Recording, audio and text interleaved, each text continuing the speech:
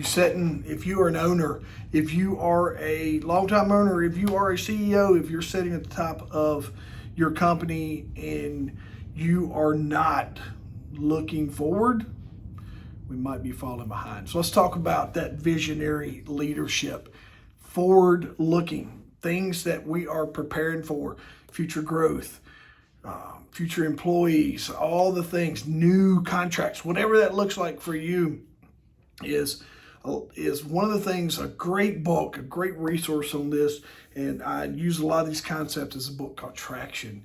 If you go into the book called Traction, there is a person inside of your company that takes on that visionary role while everyone else is kind of working down in the trenches and getting all the day-to-day operations of your business done. Is we have that person that becomes a visionary. And the visionary helps not necessarily with the day-to-day, but it helps us get to that next level.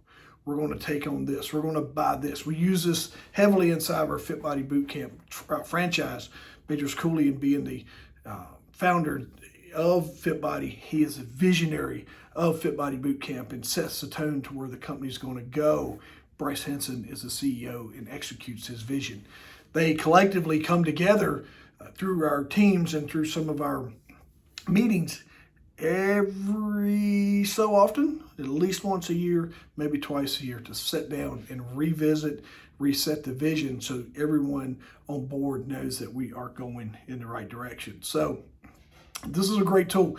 This is something that really helps your staff, your team, employees, coworkers, whatever role you are in, is when they know that we're moving higher, or when we're looking that we're shooting for bigger goals, or we're looking to expand or do more. It just shows the health of the company. It shows how well the company's progressing, and it gives everyone a sense of confidence that they are on the right team and they're on the right tracks and they're riding the right train, headed to where they're going, just through the execution of the visionary role inside of your company. So some of the key components with this is just setting that clear vision and articulating that message, or what you're looking at for the future, is using the story, is making sure that part of that communication and vision is that we are providing that story that helps everybody kind of vision with you on where we're headed. It allows you for just strategic foresight as you are looking down the road, maybe 5 years, 7 years, of where this company can go, things you're going to need in place. And for some, it may be real estate acquisitions. It may be these larger acquisitions that's going to help you springboard your company. Empowerment is empowering your team, empowering innovation, or encouraging innovation and creativity within your team. Is as you set the vision, you're going to need folks that come along and help you execute that vision as well. And then just when you set that vision, you know where you're headed, you're going to have setbacks. And just developing good resilience and grit is going to help you get to where you're trying to go. So once you set the vision, you know where you're headed. Things are going to come along, you just got to swat them away. You got to deal with the issues, whatever. Dealt with fires, I've dealt with firings, whatever that may be. People come, people go, they jump off the team, new people come on the team. So you're going to have setbacks. It's going to try to interrupt your vision. But the one thing that you have is, once you create the vision, is that laser focus. So things you can do to develop your visionary leadership: cultivate a forward-thinking mindset. Where do we want to be in X? Where am I? This company's going to be here. My team is going to be... right? It's creating a vision for where you want to go. And then once you create the end, then you can create the path to get there. Engage and listen is, as you are taking these steps, it's listening to feedback from your teammates, your staff, whoever is assisting you, plugging in, whatever this role looks like for you, is just making sure that we are engaging and listening to our teammates. Embracing risk. That may be signing for that big capital loan with your bank and taking a huge monetary risk.